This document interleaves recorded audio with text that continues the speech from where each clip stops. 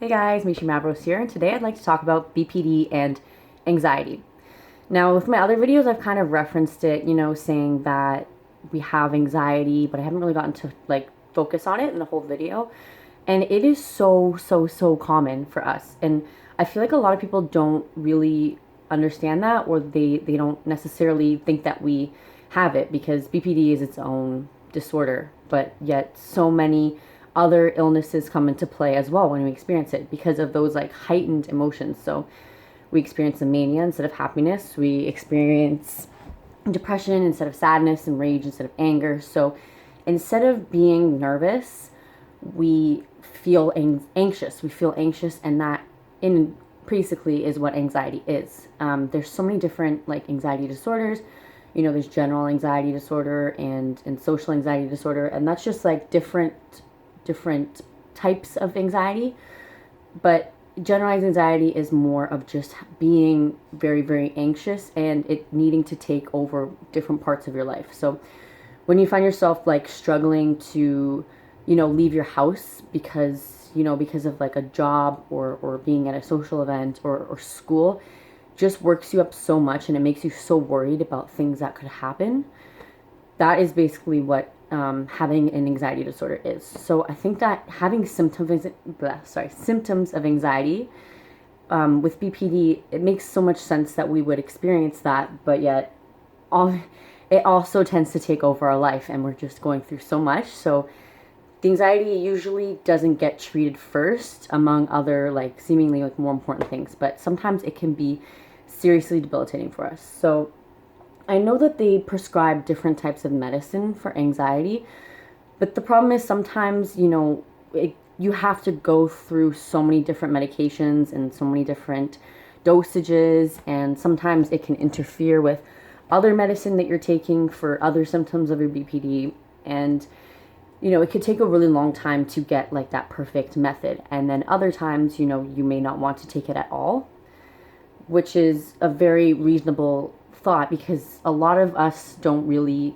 react well, or there is something that could be treated with therapy rather than with medication. Sometimes it's a mixture of therapy and medication, but a lot of times we don't need it at all. So it's definitely so individualized. And again, BPD, you can experience so many different disorders at the same time. You can experience only BPD, but oftentimes this anxiety or this depression follows. So we're usually treated for that as well. And again, having so many different things that doctors and therapists need to focus on, sometimes other problems can fall short. And that's definitely something I feel like that happens to us quite a bit. And it's so hard sometimes because you're so worried to interact with a certain person, or you're worried about hearing about a certain event, or sometimes it's really hard to search for work because you're so scared of feeling like you may go all BPD on them.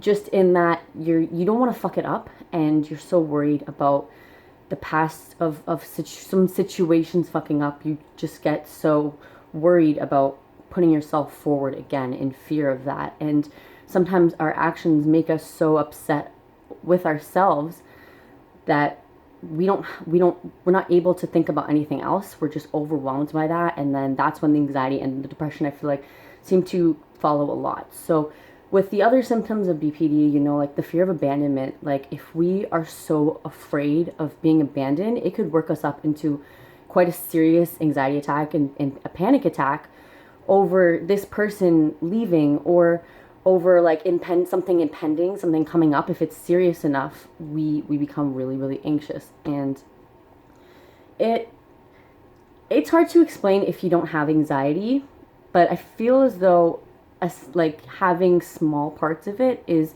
generally a common human emotion. We all get nervous about hearing for and if we're getting a job, or nervous about getting into school, or having a social event that you may be worried about. Those are common human emotions. But when it's starting to take over your life and you feel like you can't go out or do anything or talk to anyone because you're so scared of something that's that you've either imagined in your head or could be actually happening, if it's working you up so much that it's starting to interfere with the other parts, like if you can't sleep or you can't eat because you're so worried about it, I feel like that happens a lot.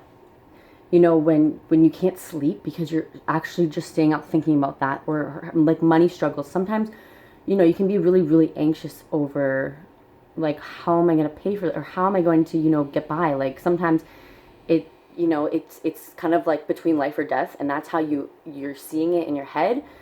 So that's enough to make anyone, you know, like too afraid to sleep, you know, like having it, like the thoughts keep racing. Sometimes you just want to, you know, shut them up, go to sleep. But that's what I feel like anxiety is. Seriously, it's that impactful. So that's just, you know, some things that I've noticed with BPD and having anxiety. And it is extremely, like, it's very, very common for a lot of us. So thank you guys so much for watching, and I hope you're having a great weekend. Bye.